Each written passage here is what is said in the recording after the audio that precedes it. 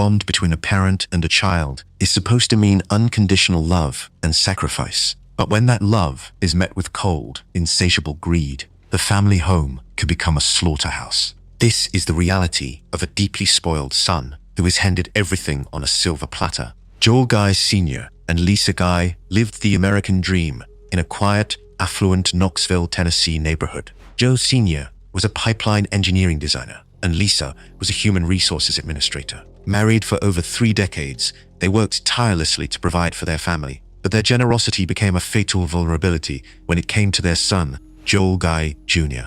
By the age of 28, Joel Jr. was a masterclass in extreme entitlement. He had never held a real job or paid a utility bill. For 9 years, he lived in Baton Rouge, Louisiana, attending Louisiana State University. He masqueraded as an ambitious student studying to become a bilingual plastic surgeon. The reality was a stark, lazy contrast. He rarely attended classes and showed zero progress toward graduation. Every month, Joel Sr. and Lisa deposited money directly into his bank account, paying for his rent, groceries, and tuition, funding a perpetual, responsibility-free adolescence. In the fall of 2016, the parents finally drew a line. They were ready to retire, sell their house, buy an RV, and travel the country. To achieve this, the bank of mom and dad had to close. They planned to sit Joel Jr. down during the upcoming Thanksgiving holiday and deliver the final verdict. The endless flow of cash was permanently stopping. He had to get a job. Faced with the terrifying prospect of working, Joel Jr. looked to his parents' life insurance policies.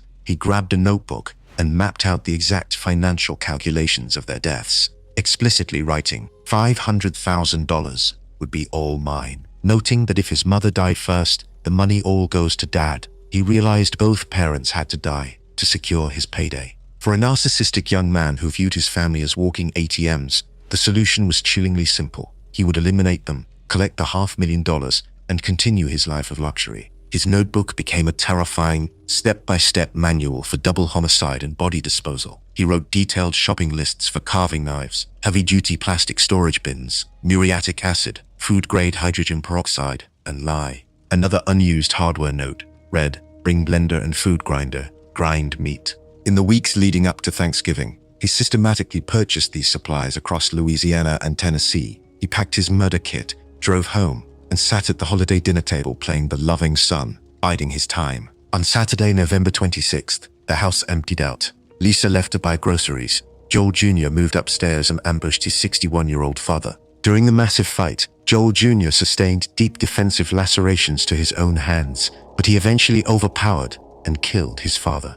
When 55-year-old Lisa returned, she walked through the front door and dropped her groceries in the foyer. Her son attacked her instantly. Joel Jr. transitioned to the grotesque destruction of evidence. He dragged their bodies into the bathrooms and began the systematic dismemberment of the people who had given him everything. He placed their remains into plastic bins, then poured in the muriatic acid, lye, and hydrogen peroxide. This highly corrosive chemical bath was designed to break down tissue, a horrifying concoction later described in court as a diabolical stew.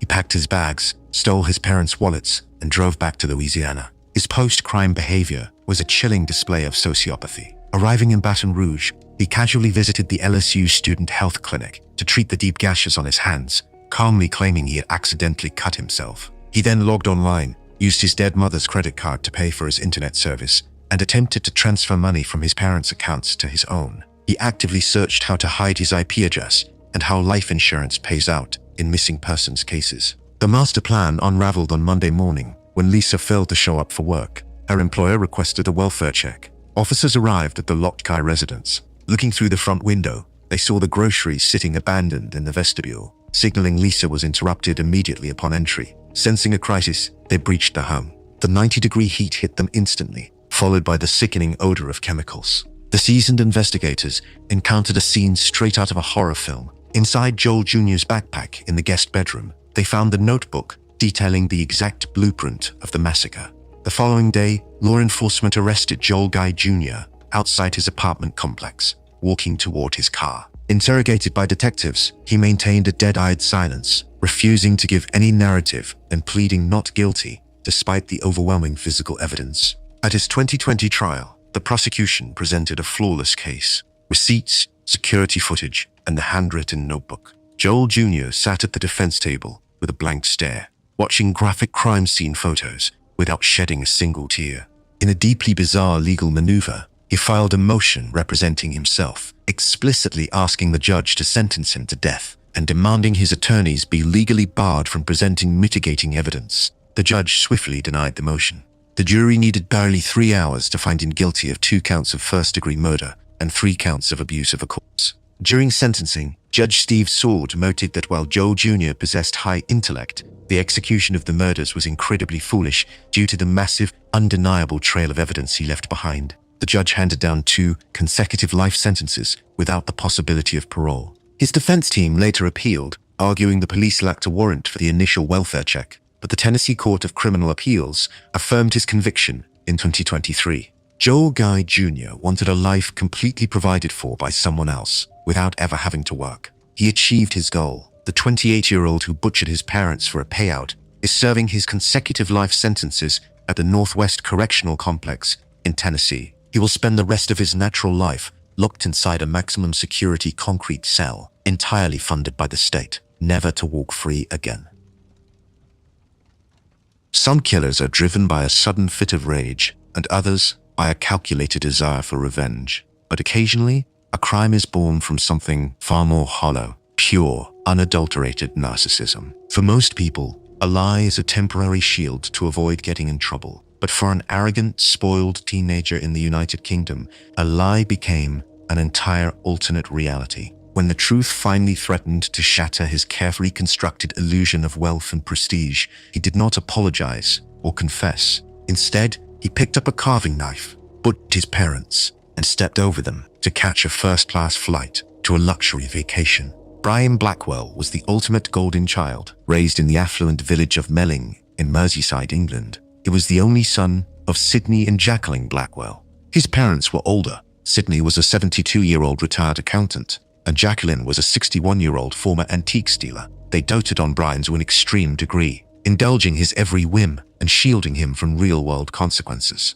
Neighbors referred to the boy as Little Lord Fauntleroy because of his constant demands and his parents' willingness to buy him whatever he wanted. On the surface, the investment seemed to be paying off. Brian was a straight-A student, highly intelligent, and seemingly bound for greatness. But beneath the academic achievements lay a deeply twisted, fragile ego. In the summer of 2004, 18-year-old Brian began dating a girl named Amal Sabah. Amal came from a wealthy family, and Brian felt an overwhelming need to prove that he was not only her equal, but vastly superior. He could not just be a smart teenager from the suburbs. He had to be a global superstar. Brian fabricated an entirely fake life. He told Amal and her family that he was a professional tennis prodigy. He claimed he was playing in high-stakes international tournaments and had just signed a massive £70,000 sponsorship deal with Nike. He backed up his lies by claiming he had been accepted as a prestigious scholar at Oxford University. To maintain this incredible illusion, Brian digitally fabricated an entire supporting cast.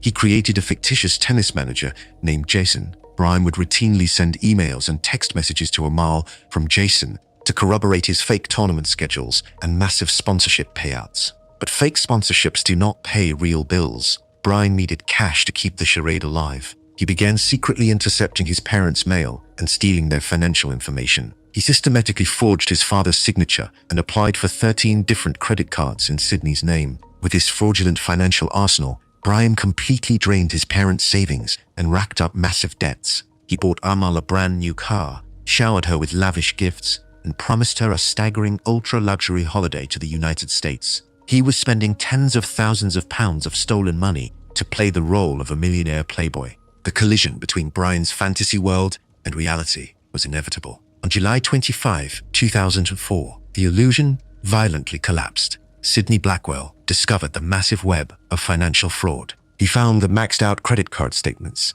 the drained bank accounts, and the forged signatures. He realized his perfect son had stolen his identity and ruined the family's finances to impress a teenage girlfriend. Sidney confronted his son inside their home. He demanded answers and made it clear that the lies and the theft were over. For Brian, this confrontation was not just about getting in trouble for stealing money. It was an existential threat to his entire identity. If his father exposed the fraud, the tennis prodigy illusion would die, and Amal would leave him. To To protect his ego, Brian decided his parents had to die. Brian grabbed a heavy claw hammer and a 10-inch carving knife. He walked into the living room and attacked his 72-year-old father, who was sitting quietly in an armchair. Brian walked down the hall to the bathroom, where his 61-year-old mother, Jacqueline, was drawing a bath. He instantly turned the weapons on her. The parents who had given him everything lay dead in their own home. But followed the murders was a display of psychopathy so chilling it defies basic human understanding. Brian washed his parents' blood off his hands and disposed of the claw hammer and the carving knife so thoroughly the police never recovered them. Just hours after the slaughter, he sat down at a computer and used his dead father's financial details to book first-class flights to New York online, actively funding his alibi with his victims' money. The next day, Brian drove his girlfriend Amel to his house to pack for their trip.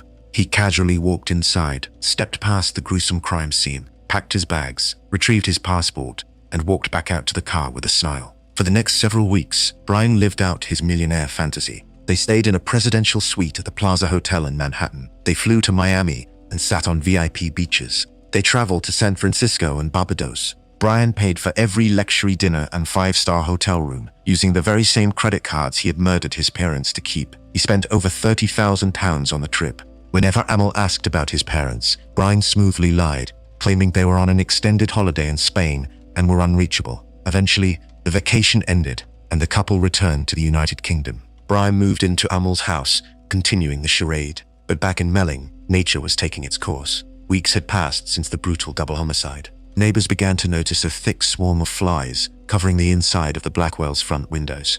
On September 5, 2004, investigators forced entry into the Blackwell home. They found the heavily decomposed bodies of Sydney in the living room and Jacqueline in the bathroom, surrounded by the horrific evidence of the hammer and knife attack. Police immediately tracked down Brian. During intense interrogation, he maintained his web of lies. He claimed he was in the United States when the murders happened and put on an award-winning performance of a grieving son, suggesting his parents were killed by burglars or professional hitmen. But his lies unraveled fast. Detectives presented him with the massive credit card debt, the forged signatures, the fake emails from Jason, and the timeline of his extravagant American vacation. Faced with undeniable forensic and financial proof, Brian finally dropped the act after 2 days of questioning and confessed to the killings. The legal proceedings that followed resulted in a shocking twist. 4 top forensic psychiatrists unanimously agreed that Brian suffered from severe narcissistic personality disorder. The diagnosis was so extreme that experts testified Blackwell genuinely believed his own lies about being a sponsored tennis star.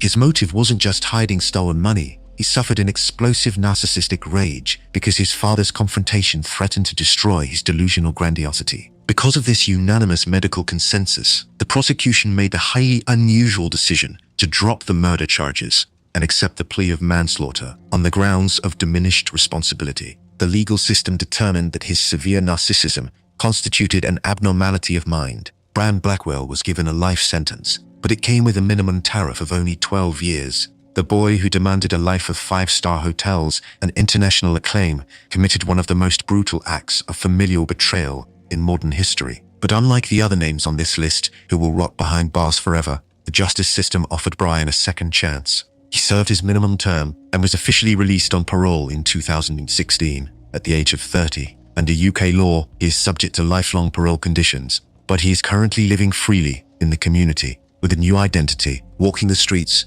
as a free man while his parents rest in the graves he put them in.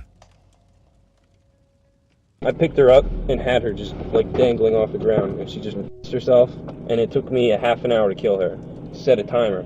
That's the only time I had my phone, and it took me like a half an hour after I hit start.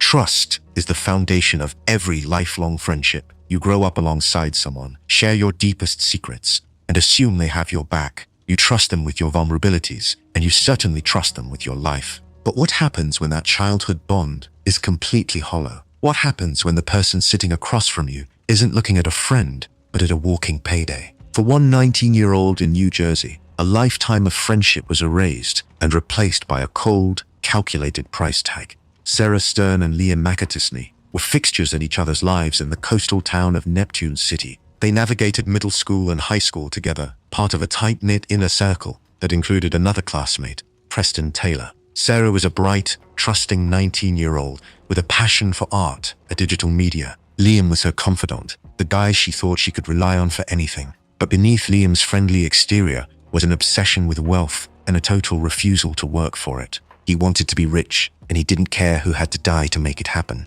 The catalyst for this tragedy was a massive discovery Sarah made while sorting through her deceased mother's belongings. Hidden in a safe was a shoebox filled with vintage, decades-old currency. A secret inheritance totaling about $10,000.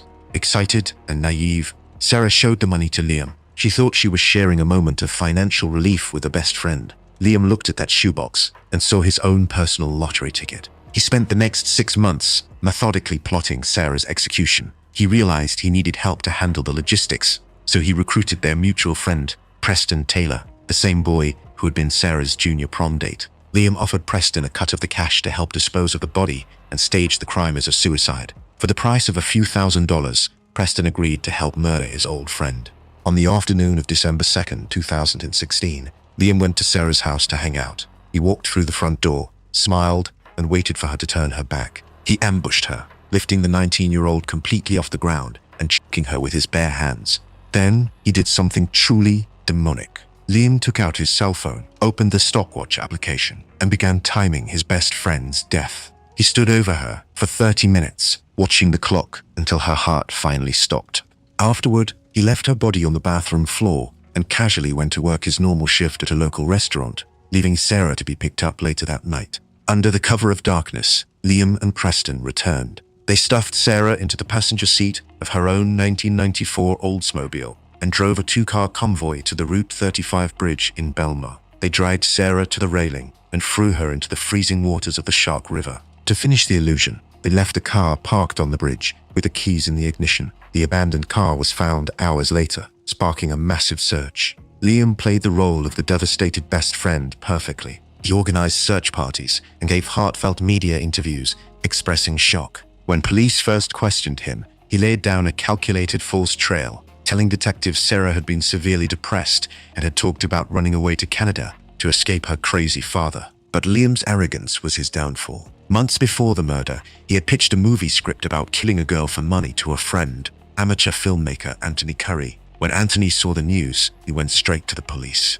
Law enforcement equipped Anthony's car with hidden recording equipment and sent him to meet Liam. On January 31st, 2017, Liam climbed into the passenger seat of Anthony's car. Believing he was safely bragging to a peer, he delivered a casual, remorseless confession. He detailed the murder with zero empathy, his only emotion being deep annoyance. He complained bitterly about the quality of the money, whining that the vintage bills were burnt or something and were of such terrible quality he didn't know if the bank would even take them. He even mocked Sarah's dog, telling Anthony, "Her dog laid there and watched as I killed her. It didn't do anything." He expressed zero regret for taking a human life. His only regret was that he didn't get the full $100,000 he expected. The police had everything. Liam and Preston were arrested. Preston immediately folded, leading police to 2 buried safes containing the stolen money and agreeing to testify against Liam. At the 2019 trial, the jury watched the hidden camera footage in stunned silence. Liam's defense attorney tried a desperate pivot,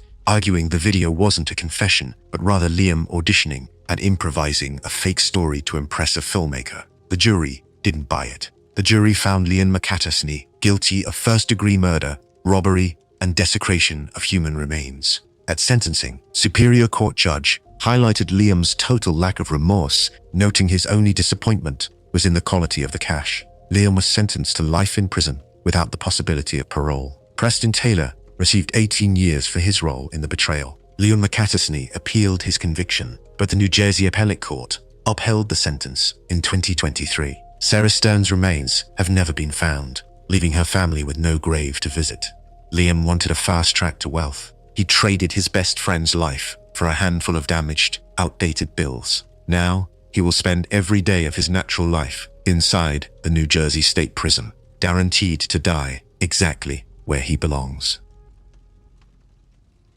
In the world of the ultra-wealthy, security is an absolute. Families pay millions to live behind high walls, electrified fences, and 24-hour armed patrols, believing they are insulated from the dangers of the outside world. But in January 2015, inside the Desalza Winelands Golf Estate, one of the most secure luxury developments in South Africa, the threat didn't scale the fence. it was already inside the house, sitting at the dinner table. Martin van Breda was a self-made multi-millionaire, a titan of the business world with a global portfolio of companies. He and his wife, Teresa, lived a life of extreme privilege with their 3 children, 22-year-old Rudy, 20-year-old Henri, and 16-year-old Marley. To the outside world, they were the pinnacle of success, but Henri was the family's dark secret. Despite being a trust fund kid with access to limitless resources, he was a university dropout with a massive spiraling addiction to South African crystal meth. When his parents finally discovered the depth of his habit and threatened to cut off his endless supply of cash to force him into rehab,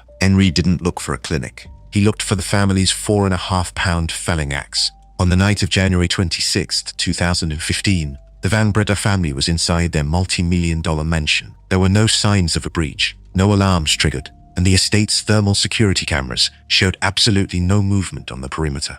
Henri waited until the early hours of the morning. While his family slept, he grabbed the heavy axe from the house and a knife from the kitchen. He moved first to the bedroom shared by his father and his older brother Rudy. Henri launched a blitz attack, using the axe to butcher Rudy in his bed. When his father, Martin, rushed into the room to protect his eldest son, Henri turned the axe on him. Henri then moved into the hallway and attacked his mother, Teresa, and his 16-year-old sister, Marley. He didn't call for help. Instead, he spent nearly 3 hours staging the scene. He used a kitchen knife to inflict minor, superficial cat scratches on his own chest and arms, parallel, uniform wounds in non-sensitive areas he could easily reach. He then cleaned the knife and placed it back in the kitchen drawer. During this 3-hour window, while his sister lay nearby clinging to life, Henri sat in the kitchen and smoked 3 cigarettes. Even more chilling, at 4:27 a.m., Henri used his phone to Google the Christopher Porco case, a 2004 American murder where a son attacked his parents with an axe. He was literally researching how to get away with the exact crime he had just committed. The most damning evidence is the emergency phone call, placed nearly 4 hours after the attack. When Henri finally called, his voice was disturbingly calm. He spoke to the dispatcher with a polite demeanor, even giggling and smirking during the call. The operator later testified she initially thought it was a prank.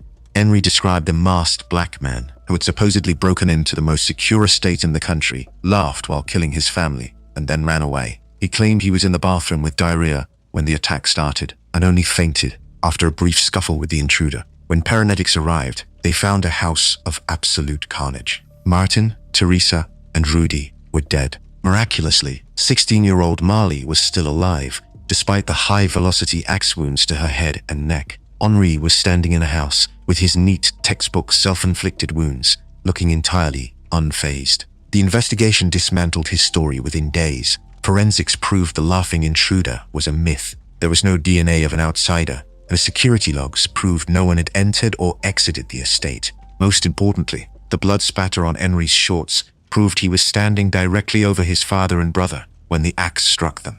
While the case was being built, Henri's behavior was that of a classic spoiled sociopath. He spent his time living a life of leisure, dating a new girlfriend, and acting as if his family's blood wasn't still being scrubbed off the walls of their mansion. He believed his status and his fictional intruder story would protect him. At his trial in 2017, the prosecution detailed his drug habit and the financial motive: clear out the bloodline to secure a multi-million-dollar inheritance that was about to be taken away.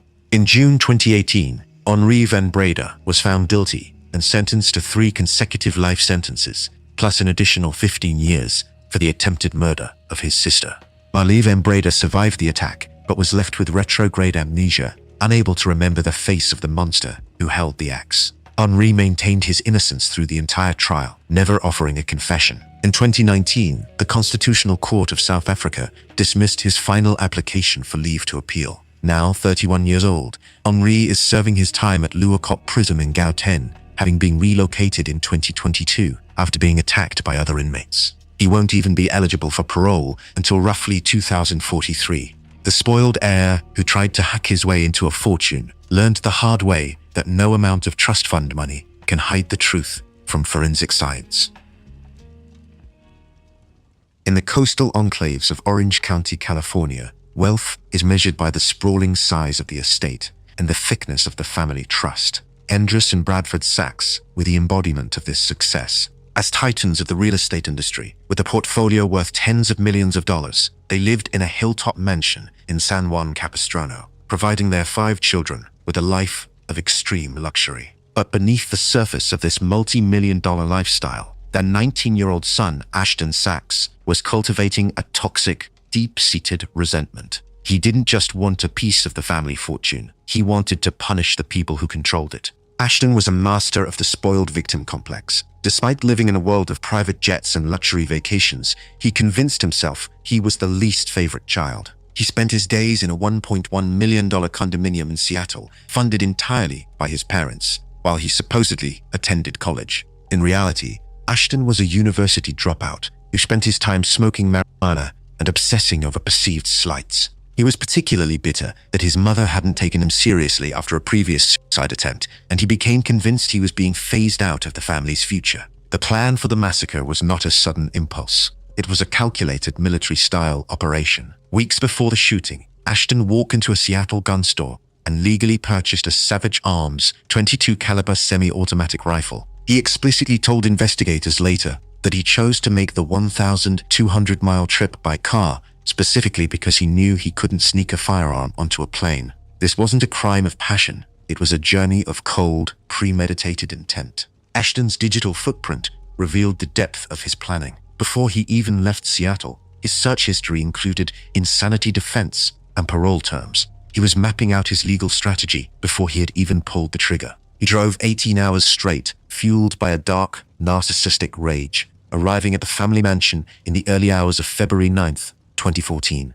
Ashton used his own key to enter the darkened home. He moved through the silent halls of the estate with the precision of an assassin. He entered the master bedroom where his parents, 54-year-old Andrus and 57-year-old Bradford, were fast asleep. He pumped 10 bullets into his mother and 12 into his father. The couple never stood a chance. They were executed in the very bed they had worked a lifetime to provide. But Ashton's twisted rush didn't end there. He moved to the bedroom of his 8-year-old brother, Landon. As the young boy lay sleeping, Ashton fired into his body. The bullet left him permanently paralyzed. He then entered the room of his 17-year-old sister, Alexis, and fired at her, narrowly missing her head. A second sister was also in the house, but she remained unheard and unharmed as Ashton finished his work. The cleanup was as calculated as the kill. Ashton didn't drive back to Seattle. Instead, he abandoned his car at a family-owned business property in Santa Ana, with the murder weapon hidden in the trunk. He then took a taxi to John Wayne Airport and hopped on a flight back to Washington. He even arranged for the car to be shipped back to him in Seattle later, a final attempt to put physical distance between himself and the ballistic evidence. In the aftermath, Ashton put on an award-winning performance. He returned to California to be with his surviving siblings, even sitting at the hospital bedside of the 8-year-old brother he had paralyzed. At his parents' funeral, Ashton gave a tearful public eulogy, calling them perfect and his heroes. This was the ultimate display of sociopathy, weeping for the very people he had personally riddled with 22 bullets. When detectives first confronted him, Ashton tried to play a game. He told them his final answer, like he was on a game show, was that he was in Washington during the murders. But the game ended when investigators revealed they had surveillance footage of him at John Wayne Airport on the morning of the massacre. Confronted with the digital and physical evidence, Ashton finally confessed, claiming he felt his parents didn't love him and that he was driven by a dark impulse he couldn't control. In a bizarre display of manipulation during his legal proceedings, Ashton fired his public defender and chose to represent himself. Prosecutors alleged he did this solely to gain special privileges in jail, such as unlimited phone use, which he used to barter with other inmates for three-way calls. He wasn't looking for justice. He was looking for a way to maintain his spoiled lifestyle behind bars. In 2016, Judge Greg Prickett highlighted the shameless brutality of the crime. He sentenced Ashton Sachs to more than 4 lifetimes plus 100 years in prison to ensure he could never mathematically be eligible for release. As of 2026, Ashton is serving his life sentence at Ironwood State Prison in California. His older brother, Miles, took legal guardianship of the younger siblings, picking up the pieces of a family Ashton tried to erase. The 19-year-old who felt least favorite because he only had $1 million condo and a trust fund will now spend the rest of his life in a 6-by-9-foot cell, a permanent ward of the state he tried to outsmart. Social media has created a generation obsessed with the aesthetic of wealth, a curated reality where designer labels and luxury vacations are the only currency that matters. For most, it's harmless posturing, but for 19-year-old Alan Hobie, The need to project a millionaire lifestyle was a terminal obsession. Allen was a self-described shopaholic and a political science student at the University of Oklahoma who viewed himself as a high society prince. But when his parents grew tired of funding his delusions and cut off his credit cards, Allen decided that his family's lives were worth less than a $3,000 loan shark debt. Allen grew up in Marlow, Oklahoma, where his family was prominent and respected. His father, John Henri, was the publisher of the Marlow Review newspaper, and his mother, Joy, was a beloved community leader. They lived in a comfortable home and provided Allen with every advantage. But Allen was never satisfied with comfortable. He wanted the life of an elite socialite. He spent his time posting photos of high-end shopping bags, expensive watches, and European trips on Instagram, desperate for the validation of strangers. To fund this, he wasn't just spending an allowance. He was a member of Shoppers Anonymous, who had reportedly blown through $20,000 in just his first month at university. To fuel this addiction, Allen turned to crime early. He began stealing his grandmother's credit cards, racking up thousands in fraudulent charges. When his parents discovered the theft, they reported him to the police, hoping the legal system would snap him back to reality. Allen was placed on a delayed sentencing program for felony credit card fraud. This meant he had a pending conviction hanging over his head. Any slip-up would trigger an immediate prison sentence. His parents stripped him of his financial support, but Allen had already secretly borrowed $3,000 from a high-interest loan shark to fund a trip to Europe. With the debt coming due and his prince persona at stake, Allen decided to liquidate his family's lives to secure his inheritance. On Friday, October 10, 2014, Allen set his plan into motion with bureaucratic coldness. He drove from his dorm in Norman back to Marlow, stopping first at his father's office. He waited for the right moment and stole a 9mm Walther handgun from his father's truck, the very weapon he would use to erase his bloodline. Allen entered the family home and waited. His mother, Joy, was the first to arrive. Allen didn't hesitate. He walked up to the woman who had raised him and whom he had physically attacked 2 years prior over money and shot her in the kitchen.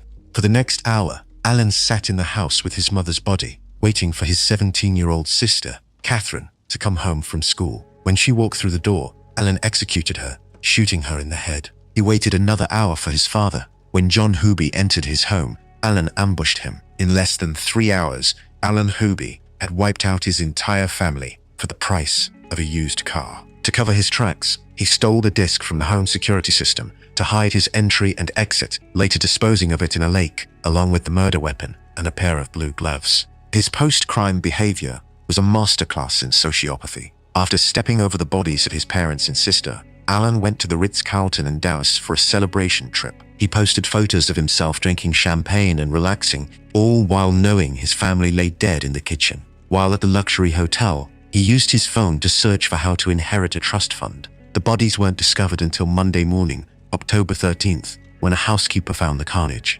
Marlow was paralyzed with shock. Investigators initially looked for external enemies of the newspaper publisher, but the spotlight quickly shifted to the son, with a pending felony and a desperate need to cash. When detectives brought Allen in for questioning, he initially cried crocodile tears, but after failing a polygraph test, his prince facade crumbled and he gave a chilling, step-by-step confession. He told police he killed them simply because he needed the money. While in jail awaiting trial, Allen wrote a bizarre letter to the Oklahoman, stating he 100% welcomed the death penalty because his crimes were unspeakable. However, when the time came, he took a plea deal to avoid it. The prosecution only agreed to the deal because the extended Huby family requested it, desperate to avoid the trauma of a death penalty trial and decades of appeals. In 2015, Allen Huby was sentenced to 3 consecutive life sentences without the possibility of parole. As of 2026, the 31-year-old, who once obsessed over designer labels, is an inmate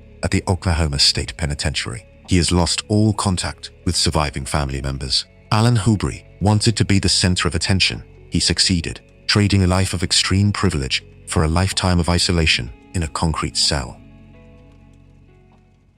The image of the all-American girl is a powerful cultural staple. The sweet, soft-spoken daughter who sings in the church choir and follows every house rule. In 2008, 16-year-old Erin Caffey was the embodiment of this ideal in the small town of Alba, Texas. She was a talented singer, a dedicated student, and the pride of her deeply religious parents, Terry and Penny Caffey. But beneath the Sunday school dresses and the high-pitched giggles, was a girl who felt a toxic level of entitlement. When her parents finally set a boundary she didn't like, she didn't just rebel, she orchestrated a massacre that wiped out her entire family in a single, blood-soaked night. The conflict began with an ultimatum. Erin had started dating 18-year-old Charlie Wilkinson, a high school dropout with a reputation for trouble. As Erin's grades began to slip and her behavior at home grew defiant, Terry and Penny gave her a specific set of rules. She could only see Charlie if she maintained an A average and stopped seeing him on school nights. Erin's response, written privately in her journal, was chillingly direct.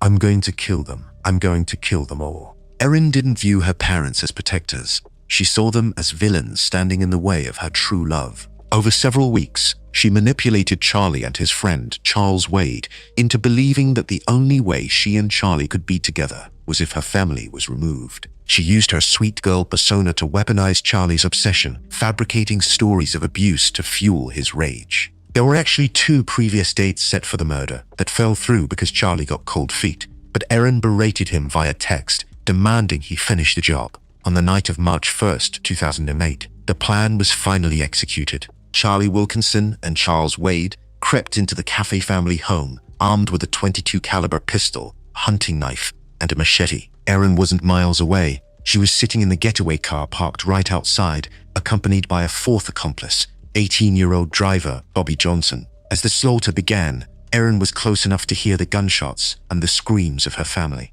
Bobby later testified that Erin remained completely calm, even reaching over to adjust the radio and humming along to the music while her family was being erased. The 2 men entered the master bedroom and opened fire on Terry and Penny while they slept. The killers then moved to the bedrooms of Erin's younger brothers, 13-year-old Tyler and 8-year-old Matthew. Because they had run out of ammunition after shooting Tyler, they used knives to finish killing 8-year-old Matthew in his bed. To ensure no survivors could testify, the killers set the house on fire. Terry Caffey, somehow still alive after 5 gunshot wounds, managed to crawl out of a bathroom window as the structure collapsed in flames. He crawled 400 yards through the woods to a neighbor's house, fueled by the desperate, mistaken hope that Erin had been kidnapped. When police located Erin at Charlie Wilkinson's house a few hours later, she initially played the victim, claiming she had been abducted, but the police had recorded the conversation between her and Charlie in the back of the patrol car. Instead of acting like a hostage, Erin was caught on tape whispering "I love you" to Charlie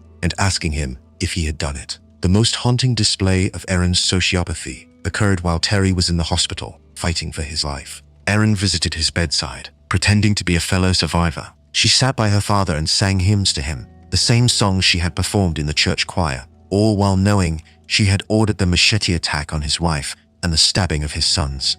The trial shook the East Texas community to its core. Charlie Wilkinson and Charles Wade avoided the death penalty only because Terry Caffey, citing his deep religious beliefs, personally pleaded with the district attorney to spare their lives. They were sentenced to life in prison without the possibility of parole. Erin Caffey was convicted on multiple counts of capital murder. She was sentenced to 2 consecutive life sentences, plus an additional 25 years. Because of her age at the time of the crime, Texas law mandates she be eligible for parole after serving 40 years.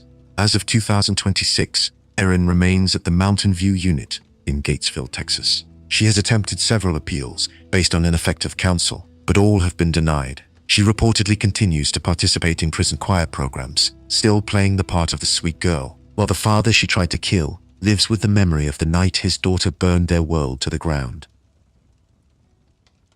Well, I was laughing when I stopped when I killed my mother. You were what? I was laughing when I killed my mother. You were laughing? Why were you laughing? I don't know. In most households, a typical teenage rebellion involves a slammed door or a heated argument over grades. But for 15-year-old Zachary Davis of Hendersonville, Tennessee, the friction of daily life didn't lead to a typical outburst. It triggered a cold, mechanical decision to erase his mother from existence. Zachary was a socially isolated teenager who spent his nights immersed in the dark world of creepypasta, online horror legends, and macabre stories that fueled a growing detachment from reality. To his mother, Melanie Davis, he was a son who needed rules and structure. To Zachary, his mother was an obstacle that needed to be permanently deactivated. Melanie Davis was a hard-working single mother who had raised Zachary and his older brother Josh alone after their father passed away from cancer. She wanted Zachary to succeed, but he was failing his classes and staying up until dawn reading horror stories. To get him back on track, Melanie set a firm boundary. She took away Zachary's cell phone and restricted his internet access. For a boy whose entire world was digital horror, this wasn't just parenting, it was an act of war. He didn't feel a flash of hot anger, he felt a clinical, hollow frustration. He decided then that the only way to regain his freedom was to eliminate the person enforcing the rules. Zachary didn't snap in a moment of passion. He spent weeks calculating the most efficient way to commit the crime. He initially considered using a knife,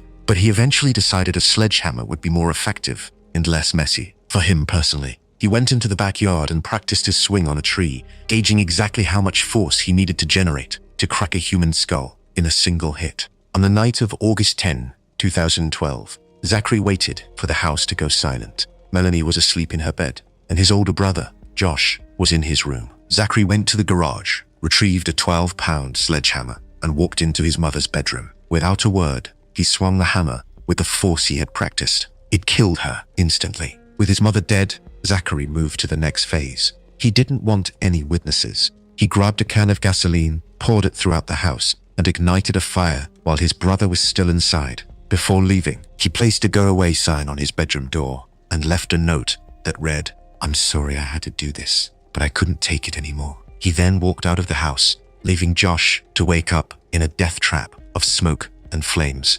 Miraculously, Josh managed to leap from a window and survive. Zachary didn't stay in the neighborhood. He fled the scene and began a trek that took him several miles away. When a sheriff's deputy finally spotted him on a backpass, Zachary was carrying a backpack. Inside wasn't just clothes, it was a gaming system, a notebook, and a kill list. He hadn't planned to stop at his mother. The list contained the names of several students from his school and other family members he intended to deactivate. The viral hook of this case is the chilling footage from his police interrogation. Zachary spoke with a level of detachment that unnerved seasoned investigators. When asked to describe the sound of the hammer hitting his mother's head, he didn't flinch. He made a squish sound and chuckled, telling the detectives he found the situation kind of funny because of how easily she had died. He described the impact as a wet thud and spoke about the massacre with the same boredom someone might use to describe a chore. He told them flatly that Melanie was simply getting on his nerves. During the trial, the prosecution presented Zachary as a predator who knew exactly what he was doing. A psychologist testified that while Zachary had a disorganized attachment style, he was legally sane and fully aware of his actions. Zachary sat through the entire proceeding with a blank, frozen expression. He never looked at his brother Josh, who was sobbing on the witness stand as he recounted the night he lost everything. The judge was repulsed by the teen's behavior. He noted that Zachary was a predator and described his lack of remorse as unfathomable. In 2014, Zachary Davis was convicted of first-degree murder, attempted first-degree murder, and aggravated arson. Despite being 15 at the time of the crime, the judge applied the full weight of the law. Zachary was sentenced to life in prison. Under Tennessee law, this carries a mandatory 51-year minimum before he is even eligible to apply for parole. Zachary Davis appealed his conviction in 2016, arguing that his confession should have been suppressed because of his age, but the Tennessee Court of Criminal Appeals denied the request. As of 2026, he is incarcerated at the Riverbend Maximum Security Institution. He once told an interviewer that he doesn't miss his mother and finds prison life quiet. He wanted to stop his mother from getting on his nerves, and he traded his soul and his freedom to do it. He will remain in a concrete box until he is an old man, a permanent resident of the dark reality he chose for himself. In the quiet, tree-lined suburbs of Bethlehem, New York, the Porco family lived a life that appeared to be the gold standard of the American middle class. Peter Porco was a respected state appellate court clerk, and his wife, Joan, was a beloved children's speech pathologist. They were known for their community involvement and their deep devotion to their two sons. But behind the manicured lawn of their home at 36 Broccoli Drive, their 21-year-old son, Christopher, was orchestrating a massive web of financial fraud. Chris was a student at the University of Rochester who viewed himself as a high-stakes player, a man who deserved a luxury lifestyle without the burden of earning it. When his parents finally caught him and threatened to expose the truth, Chris decided to erase the witnesses with a felling axe. Chris was a master of the spoiled frat boy persona. He desperately wanted to fit in with the wealthy elite at his university, so he began living far beyond his means. To fund his image, Chris didn't get a part-time job. He became a white-collar criminal. Years prior, he had staged a burglary at his own home while his parents were away. stealing laptops and electronics to sell on eBay. His parents suspected him, but kept it quiet, hoping he'd change. Instead, he escalated. He secretly forged his father's signature on a tuition bill and took out a $31,000 loan to buy a signature yellow Jeep Wrangler. The collision with reality happened in November 2004. Peter Porco discovered the fraudulent loan and the forged tuition documents. He confronted his son in a series of increasingly dire emails. Peter told Chris that the lying was over, stating, "I am not going to be a part of this anymore. I am not going to lie for you." For a narcissist like Chris, this was the death of his reputation. He even used a stolen password to access his father's credit report from his dormitory computer to see if Peter was tracking his other frauds. Realizing the walls were closing in, Chris decided the only way to save his lifestyle was to eliminate his parents. On the night of November 14, 2004, Chris set his plan into motion. He drove his yellow Jeep from the University of Rochester to Bethlehem, a 3-hour trip. To cover his tracks, he manually disabled the home security system using a master code known only to the family. He then went to the garage and retrieved a 3-foot felling axe that had the name Porco written on the handle in his father's own handwriting. Chris walked into his parents' bedroom while they were in a deep sleep. He struck his father multiple times in the head and neck, and then turned the blade on his mother, Joan. Chris left both for dead, certain that no human could survive the trauma. He then drove back to Rochester, arriving in time to be seen by fellow students in the morning to create an alibi. The viral, horrifying hook of this case is what happened next. Peter Porco suffered catastrophic brain trauma, but the axe blows specifically spared his motor functions while destroying his higher-order cognitive processing. This resulted in the state described by pathologists as purposeful but mindless activity. Peter actually woke up. Unaware that he was dying, he performed his morning grooming routine. He brushed his teeth and attempted to load the dishwasher. He walked to the front door and touched the handle to retrieve the newspaper, leaving a trail of blood across the house, before finally collapsing in the foyer. When police arrived, Peter was dead, but miraculously, Joan Porco was still alive, despite losing an eye and part of her skull. As paramedics worked on her, Detective Christopher Bodish asked Joan if a family member had done this. When he asked, "Did Christopher do this?" Joan nodded her head up and down and squeezed his hand. This nod of identification became the chilling cornerstone of the case. During his initial interview, Chris never confessed. He acted confused, repeatedly asking detectives, "Is this a joke?" When told his father was dead and his mother was mutilated, he didn't shed a single tear. Instead, he focused entirely on his alibi of sleeping in a university lounge. Even more disturbing, while his mother was in a coma, neighbors saw Chris calmly washing his yellow Jeep in the driveway of the murder house, likely scrubbing away blood spatter or toll booth dust. The digital evidence was the final nail in the coffin. Investigators traced the IP address used to check Peter's credit report directly to Chris's dorm room. Though the defense argued that no DNA was found on the axe,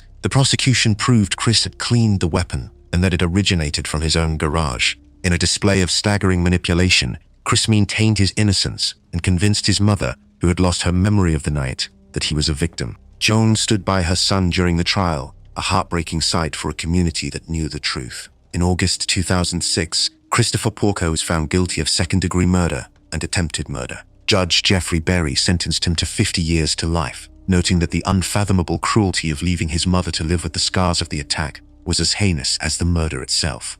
As of 2026, the 42-year-old is an inmate at the Clinton Correctional Facility in Dannemora. He has exhausted all his appeals and continues to maintain his innocence from behind bars. Chris Porco wanted to be a high roller. He ended up as just another number in the state prison system, a spoiled son who traded his family for a yellow Jeep and a felling axe. In the sun-drenched valleys of Fresno, California, the Ewell family represented the absolute pinnacle of the American success story. Dale Ewell was a self-made multi-millionaire who had built a massive aircraft dealership and a farming empire from the ground up. He and his wife Glee were pillars of their community, known for their philanthropy and their devotion to their 2 children, Tiffany and Dana. They lived in a high-security home and provided their 21-year-old son, Dana, with every luxury imaginable. But Dana didn't just want a life of luxury, he wanted total, undisputed control. He viewed himself as a prince of industry, a financial genius who was being held back by his parents' sensible rules. To Dana, his family wasn't a source of love, They were an $8 million hurdle, standing between him and the life he felt he deserved. Dana was the ultimate spoiled narcissist, obsessed with a billionaire boys club, a 1980s investment group that turned to murder. He modeled his tailor-made suits, his briefcase, and his entire fake persona after the group's leader, Joe Hunt. While attending Santa Clara University, he lived like a high-rolling executive, bragging to classmates about his supposed business brilliance. In reality, every cent he spent came from his father's hard work. But Dale Ewell was beginning to see through the facade. He was a practical man who valued grit, and he grew increasingly frustrated with Dana's lazy arrogance. He began to tighten the financial reins, threatening to delay Dana's inheritance until he reached the age of 35. For Dana, waiting 14 years was an insult. He decided he should not have to wait for his parents to die of old age. He formulated a plan to liquidate his entire family, his father, his mother, and his 24-year-old sister Tiffany, to ensure the $8 million estate fell into his hands immediately. Investigators even suspected Dana's hand in the mysterious death of his grandfather, who died in a suspicious basement explosion, though no charges were ever filed. Dana was too arrogant to get his own hands dirty, so he recruited a loyal soldier, his college roommate, Joel Radovich. Joel was a social outcast obsessed with tactical gear. Dana promised him a massive cut of the inheritance if Joe handled the wet work. They spent 7 months planning the triple assassination. Joel was so dedicated to the forensic details that he shaved his entire body hairless before the hit to ensure he left no DNA evidence at the scene. The massacre was scheduled for Easter Sunday, 1992. To ensure a perfect alibi, Dana spent the weekend with his girlfriend's family, several hours away. While Dana played the role of the polite student, Joel was at the Ewell home. He used a key provided by Dana and bypassed the complex security system. He was armed with a Feather 18-9 semi-automatic 9mm carbine, fitted with a homemade silencer built using tennis balls stuffed into a plastic tube to muffle the sound. Joel hid in the house and waited for hours. When Glee and Tiffany returned home first, Joe emerged from the shadows and executed them, shooting them multiple times. Forensic experts would later find tennis ball fibers from the silencer on their clothing. Joel then waited in the silent house for 30 minutes until Dale Ewell finally walked through the door. The multimillionaire was shot in the back, the final victim of his son's greed. The aftermath was a masterclass in deception. Gaynor returned home to discover the bodies and put on the performance of a lifetime. He was seen at the funeral sobbing uncontrollably, appearing so devastated he had to be physically supported. He gave heart-wrenching interviews, begging for information on the cowardly killers. But his arrogance was his undoing. While pretending to be broke and grieving, Dana stole $400,000 from his ailing grandmother, leaving her with only $2,000, barely enough for a month of nursing home care. Detectives John Souza and Chris Curtis noticed the bizarre connection between Dana and Joe. Dana was so unimpressed by the investigators that he referred to them as Sesame Street characters, specifically Bert and Ernie, mocking their intelligence to his friends. But the characters were outsmarting him. The breakthrough came when Ernest Jack Ponce, a friend who purchased the murder weapon for Joe, was granted immunity. He tied the whole conspiracy together, detailing the plot and the construction of the silencer. The digital evidence confirmed the betrayal. Dana used a specific pager system to send a numeric code to Joel, signifying the family had left their beach house and were precisely on schedule to arrive home to their deaths. During surveillance in May 1993, a detective wearing a recording device stood near Joel at a payphone and overheard him tell Dana they don't have evidence. It was the final nail in the coffin. At the trial in 1997, the prosecution presented Dana as a cold-blooded monster who viewed his family as line items on a balance sheet. The jury was deadlocked, 11-1, in favor of the death penalty for Dana. Because one single juror refused to vote for execution, the judge was forced to sentence him to life without parole instead. In May 1998, Dana Ewell was sentenced to 3 consecutive life sentences. As of early 2026, the 55-year-old who once dreamed of being a business prince is an inmate at Mule Creek State Prison in Ione, California. He has exhausted every legal appeal. Dana Ewell traded his family's lives and his own future for an $8 million inheritance he will never spend. From the son who turned a Thanksgiving celebration into a chemical slaughterhouse, to the prince who traded his entire bloodline for an $8 million inheritance, the stories of these 10 individuals represent the ultimate betrayal of the family bond. They are the children who were given every advantage the heirs who were nurtured and protected, yet they chose to meet that devotion with cold-blooded violence. Their crimes leave a permanent scar on the concept of home and remain a chilling testament to the destructive power of pure, unadulterated greed. They are, without question, among the most evil, spoiled kids in prison today. If you found this exploration into these shocking cases compelling, please hit the subscribe button and turn on notifications. Share your thoughts on these stories in the comments below. Which of these cases did you find the most disturbing?